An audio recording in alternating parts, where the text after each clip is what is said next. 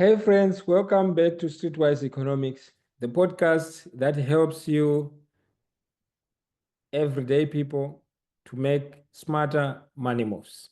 Now, if you are seeing this episode, chances are you already know I've been away for a bit. Yep, by the time you are listening, my vacation in Switzerland is just about wrapping up, and I've been learning a lot from chocolate factories to boat rides that somehow taught me more about money than school ever did. So stay tuned for more upcoming videos on global investing and travel economics. But today, we are keeping it real and simple. If you only learn one thing about money in your entire life, make it this: compound interest. That's it. That's the secret sauce of success in investing, among other things. That's the cheat code, the magic spell of wealth. And I promise you don't need a PhD to get it. So let me break it down for you.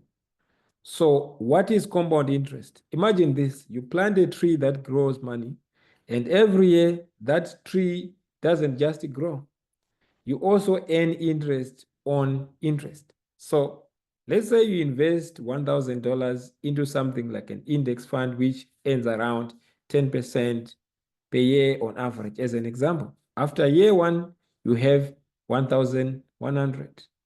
Year two, after year two, it's 1,210. After year five, it's over 1,600. After year 20, it's over 6,700. And here is the kicker: you didn't work extra hours, you didn't hustle 24/7. Your money worked for you. That's the power of compound interest. It rewards patience, not perfection. Now, why do people don't benefit from it?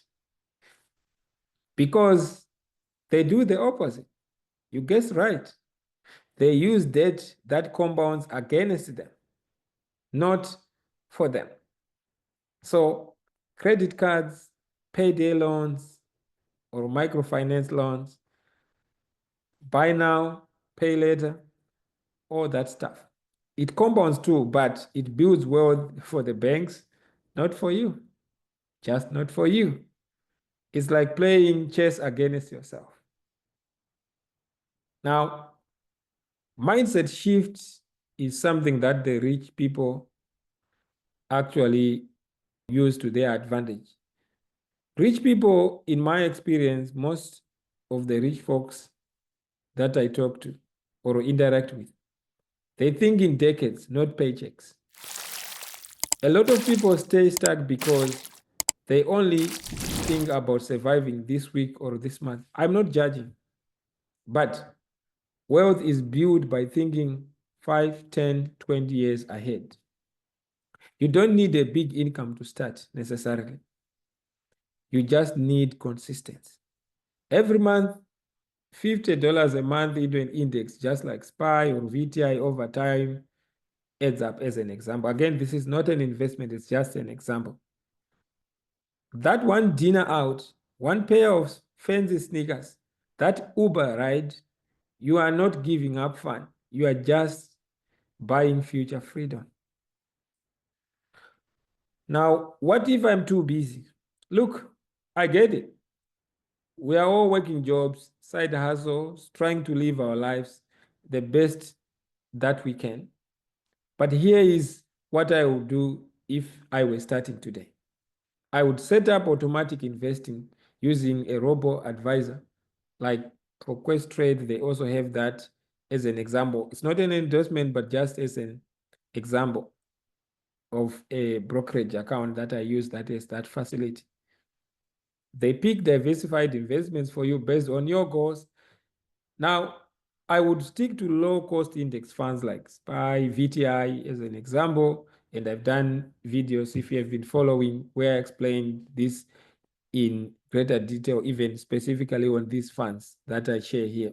Now, these follow the market and have low fees. So when we say they follow the market, mostly you are looking at, let's say, the S&P 500, which is a broad index that captures or tracks the, let's say, 500 companies in the US that come from different sectors. Some of those 500 might do really, really well. Some of them might do badly, but on average, they tend to return better than most people who pick individual stocks. Now, dollar cost average is another interesting aspect. And I've said this on this channel. So that just means putting in a fixed amount every month, no matter what the market is doing. Caveat, always do your due diligence before investing your money. Now, I always want to also stress that when I do dollar cost averaging, I'm doing dollar cost averaging on stocks that I understand that have strong fundamentals and that have value, those assets. If you do dollar cost average on risk speculative assets like crypto, meme stocks, you are more likely to lose money. A lot of people lose money because they want to have that one big run, and then they keep on just doing that, just like playing lotto. You're playing lotto, buying lottery tickets, and I'm not judging, but the probability of you winning that is actually smaller. Even if you then make it, you can possibly make it big. But statistically, I would be better off just dollar cost averaging that $10 every week into a proven asset that can generate a good return above inflation. So you don't need necessarily to time the market. You just need time in the market, right? This is the thing. On April 9th, when a day after I was recording this video on the 10th, today is the 10th when I'm recording this. Yesterday, on the 9th of April, the S&P 500, it jumped, it went up by over 10% in just one day after the Trump administration paused the non-reciprocal tariffs. The market reacted, right? So it means statistically from research, if you miss out on the best up days in the market, your returns might be lower than average. So if you stay invested, even if most of the year is down, but then there are maybe 3, 4, 5 days when that, let's say the S&P 500 index, then rips up, let's say 10%, it then maybe go down by 3%, then it goes up by another 10%, which is rare usually to go by that magnitude from my experience, in my research. But over the long run, if you are staying invested, that's the thing. Because most people, by the time, like I was talking to a friend, and I'm not going to mention your name, my friend, of course. And he was like, oh, I wanted to deploy at about 10,000 that I wanted to deploy in the market. But, well, I was too scared. I didn't deploy. That was after the market ripped up. But again, that's what most people do. Now, when most people just generalizing, then see that the market has gone up. Now that's when they want to jump in. And by that time, the market will have been pushed up by market makers, right? So, or by buyers, bulls in that case. And overall, the US stock market is an example, and there are different markets, of course, and you can invest wherever you're comfortable. But I think the principles stay the same in my view. In the US, as an example, or in Canada, if you look at the Toronto Stock Exchange Index, overall, it has gone up on average above inflation in terms of the equities. If you look at the S&P 500, same store average of 10% over the past decades. Even if you look at from 1933, of course, between 1933, 1931, there was the Great Recession, and there was the dot-com bubble. Here and there, catastrophic events that can really cause the market to drop 40, 50%. And I've said this before, even Peter Lynch, who ran the Magellan Fund, which returned astronomical, I think over 20, average of 26 or 29% per year for some time before he retired.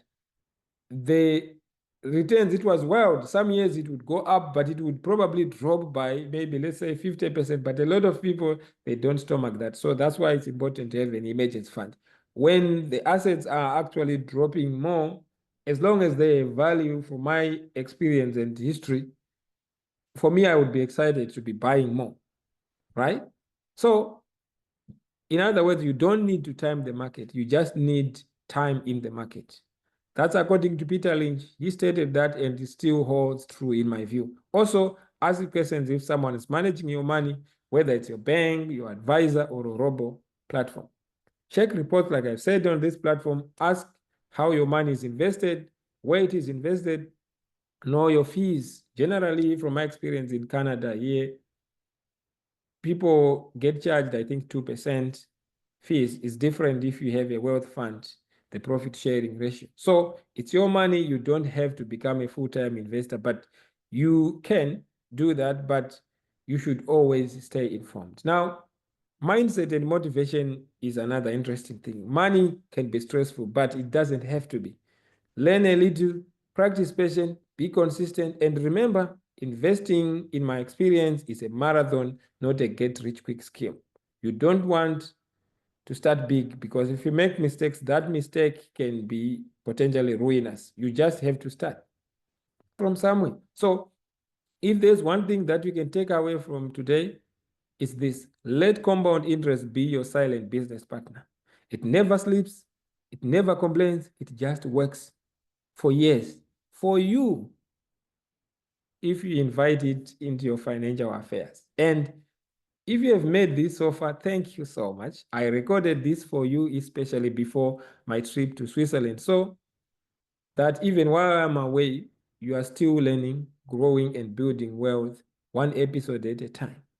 New videos are coming soon from my Switzerland experiences, including what I learned about money, mindset, and the way people in other countries, in this particular case in Switzerland, build wealth differently. If you enjoyed this episode, do me a favor, like, smash the subscribe button, and share this video with a friend who needs a money mindset upgrade. And if you are ready to take your investing to the next level, I offer a one-on-one coaching at www.Streetwise Economics. Thanks for listening, and remember, time in the market is greater than timing the market. Catch you soon.